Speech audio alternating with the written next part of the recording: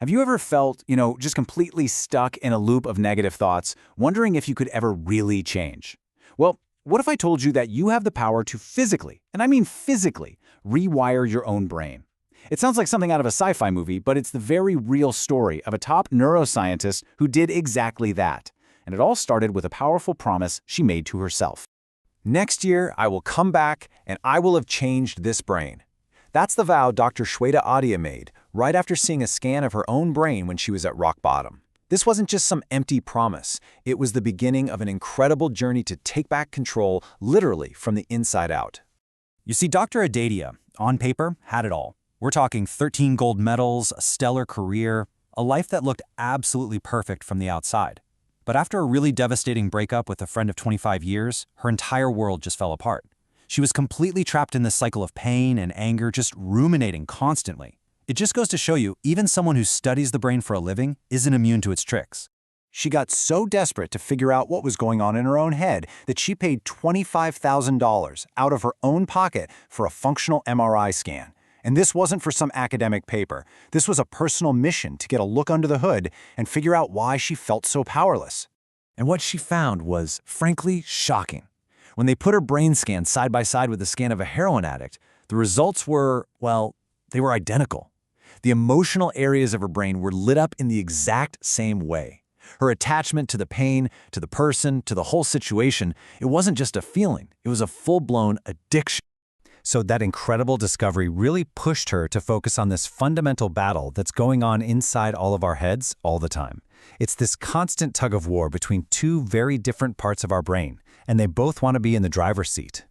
So on one side, you've got your emotional brain, which is run by this tiny, almond-shaped thing called the amygdala. This is your ancient, primal survival instinct. And on the other side, you've got your rational brain, your prefrontal cortex. You can think of this part as the CEO of your mind. It's in charge of logic, planning, and self-control. Now, the amygdala's job is really simple. Keep you safe. That's it. It's like this super vigilant security guard that's on duty 24/7, constantly scanning for anything that looks like a threat. It's not trying to make you miserable. It's just trying to protect you by keeping you tucked away in your comfort zone, far away from anything it thinks might be dangerous.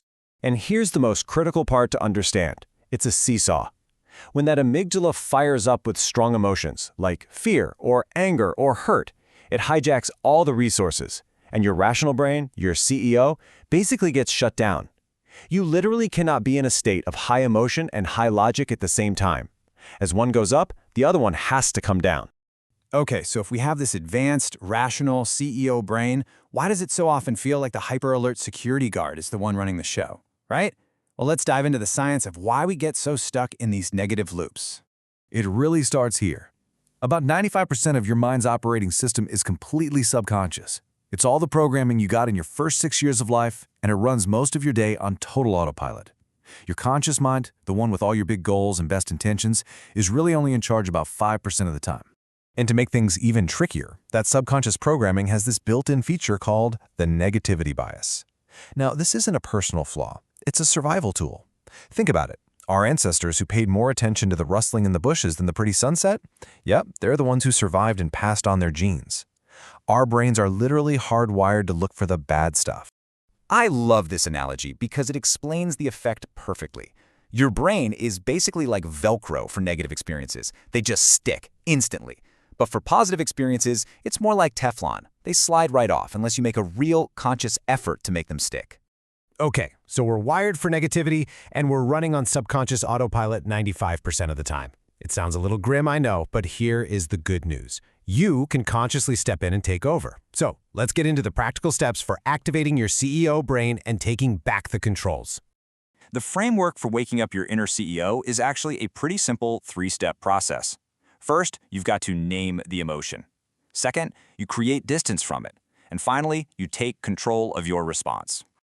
All right, step one, naming the emotion, is unbelievably powerful. And here's why.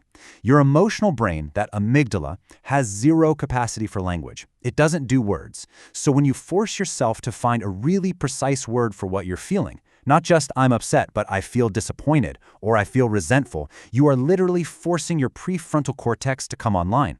You are switching the power from the emotional brain to the rational one. Now, step 2, creating distance. You can do this with a simple and maybe slightly weird but profound trick called distanced self-talk.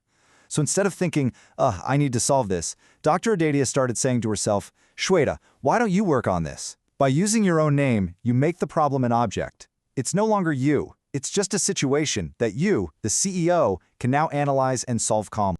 So, we have the in-the-moment strategy. But the real question is, how do we make this stuff a habit? And that brings us to our final section, a really simple daily brain reset made of tiny habits that can build those new neural pathways and create real, lasting change. And please remember this, the goal here isn't some massive, heroic, one-time effort.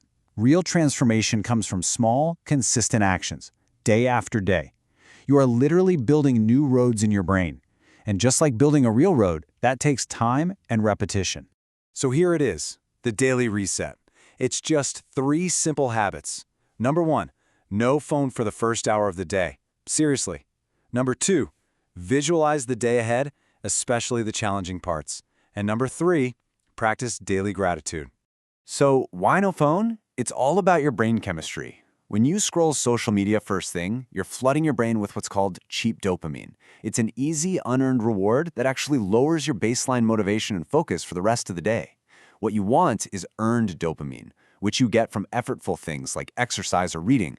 That sets you up for success. The other 2 habits are just as critical. Visualizing your day, especially picturing yourself handling a difficult conversation or a tough task, is like a dress rehearsal for your rational brain. It prepares it to perform under pressure. And practicing gratitude, that actively forces your brain to scan for the good stuff, which is the perfect antidote to that built-in negativity bias we all have. So here's the bottom line. Your brain is constantly being shaped by your thoughts and your actions, whether you realize it or not. The science is clear. You have far more power to direct that process than you probably think. Your brain is the most powerful instrument you will ever own. The only question left is, are you in control?